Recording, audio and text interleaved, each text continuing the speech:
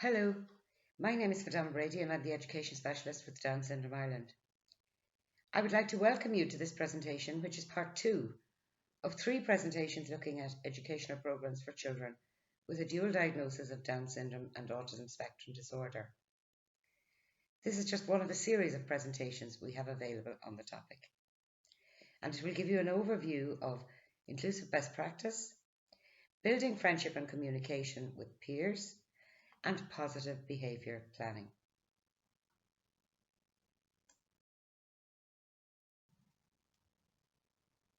So, to look first of all at inclusive best practices.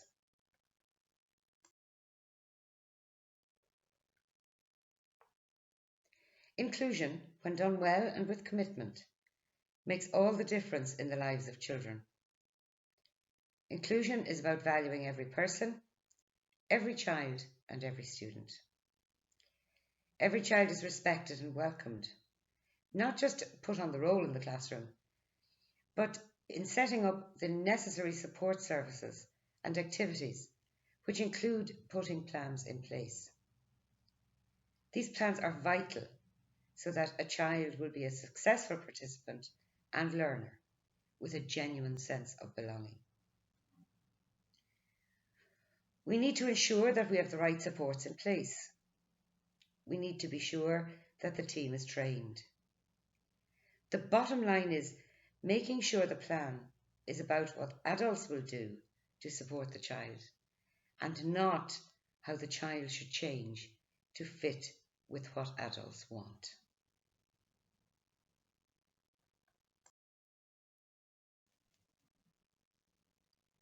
Moving on to looking at how we might address building friendships and communications with typically developing peers. What can parents do in this area? How can they assist in the development of friendships and communication skills?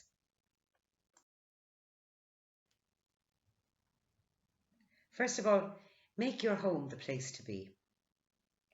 Welcome other children to your home, snacks, games, and things the child and the other children enjoy. Take note at what the other children do. Where do they hang out? What music do they listen to? What activities do they enjoy? What games do they like to play? What TV programs do they watch? Also, get your child involved in local activities, in community groups, and activities that are conducted in the local area that the child can attend along with other children from their neighbourhood, along with their peers of the same age.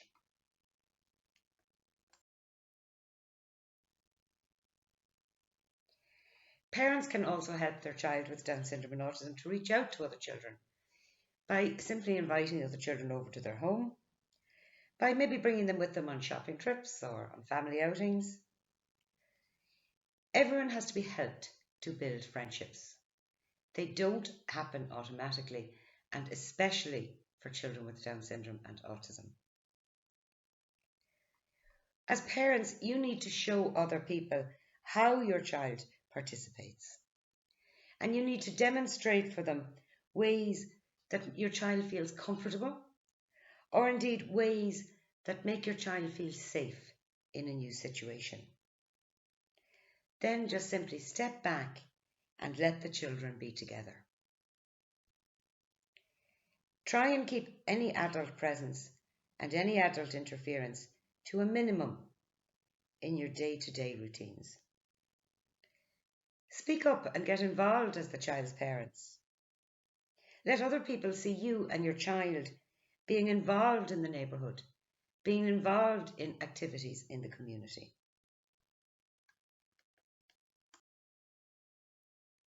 Similarly, what can teachers do to promote friendships and the development of communication skills?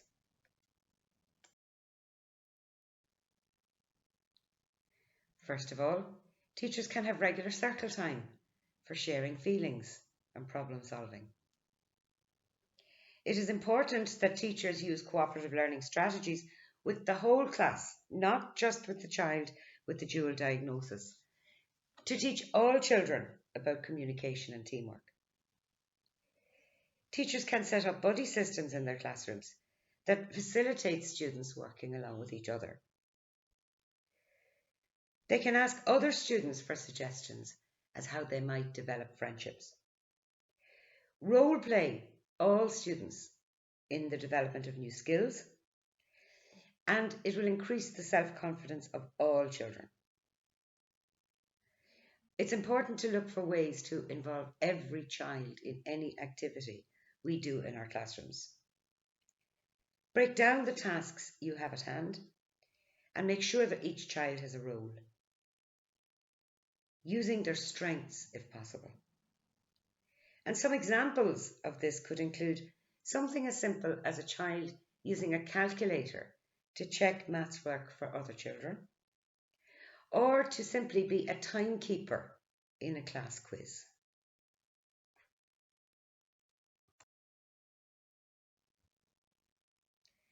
Teachers should also ensure that all students have the same opportunities with classroom routines and classroom procedures.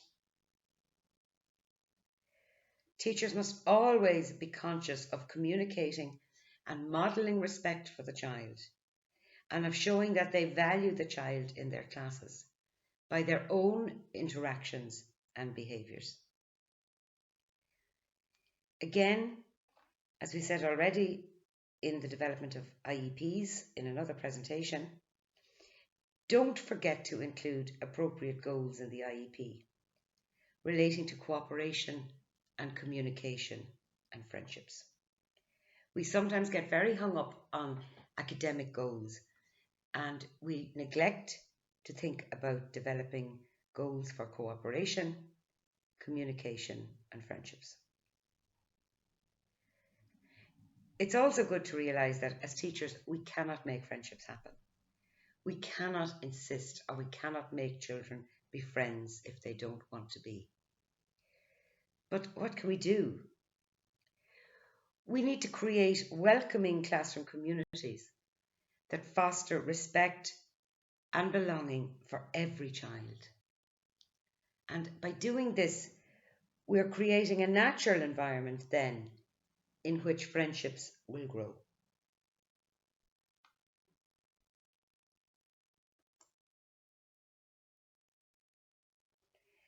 And finally, in this presentation, let's have a look now at positive behaviour planning.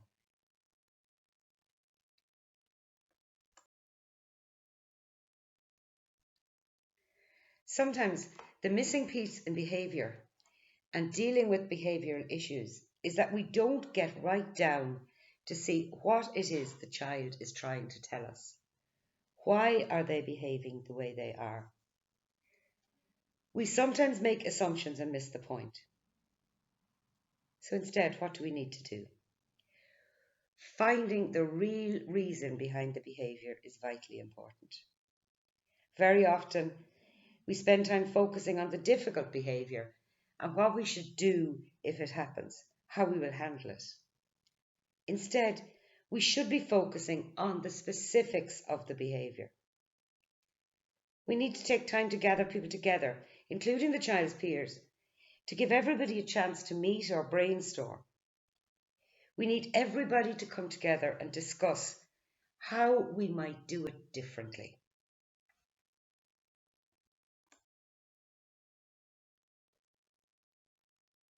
So again, just to reiterate, we should always focus on the specifics of the behaviour. We have all heard the old saying, walk a mile in my shoes. So then, as teachers, you need to put yourself in the child's shoes and make I statements of what the behaviour might be saying. Then, instead of the process becoming adult-directed, it automatically becomes more child-centred. With clear I statements, we can better plan what the child's need is and how to support them. The outcomes will be very different when you look through the eyes of a child. You may also start to see themes developing. At that point, we need to remember that it's the responsibility of the whole team to not only create any tools and, for example, visual supports that might be helpful, but also to give the student their voice. Also important to be sure that any tools or supports we do have are always available to the child. I suppose the most important point on this slide really is we must always listen to the children.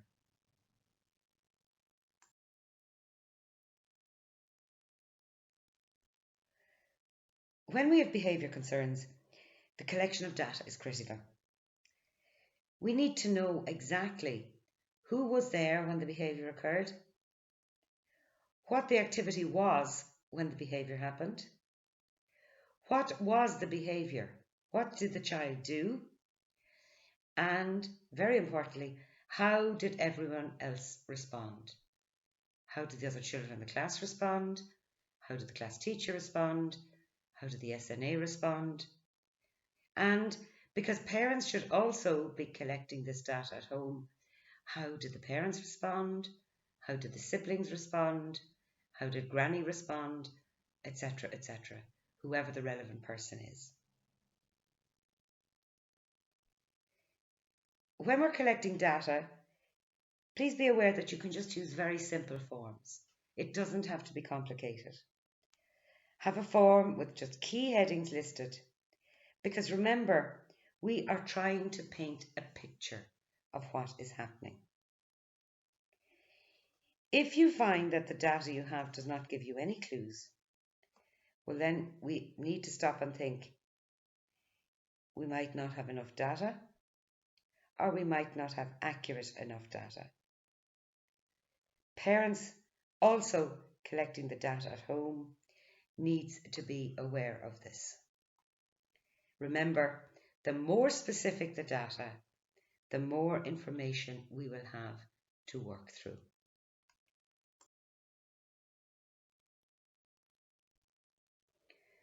When behaviour seems to be a big concern, the key is to ask for observations to be completed. For the team both to track the questions asked and the data we get back, and then to come together to look more deeply at the data. We can then, and only then, try to figure out what it is we might do differently, what supports we might need to add, what we as adults need to change. It's very important to remember here, it's not what the child needs to change, it's what we as adults need to change. Remember, don't always consider that the child is just the problem.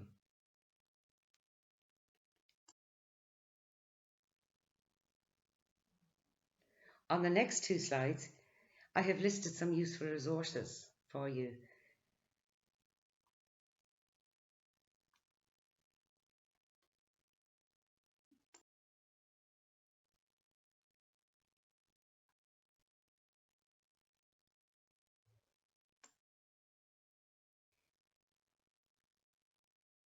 As I said at the beginning of the presentation, this is one of a series of 5 presentations relating to the dual diagnosis of Down syndrome and autism spectrum disorder, or ASD.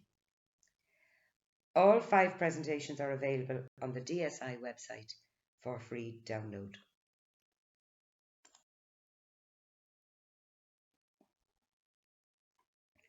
Here are the contact details for myself, for Dan Brady, and for my colleague Nicola Hart, who is also the head of member support in Down Syndrome Ireland. I have also included on this slide the website for Down Syndrome Ireland, which is where you will access all of the presentations.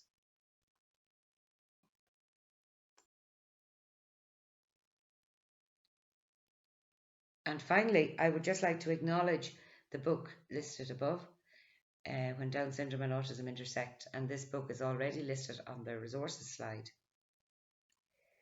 It is the work and the research from this book that has informed the presentation.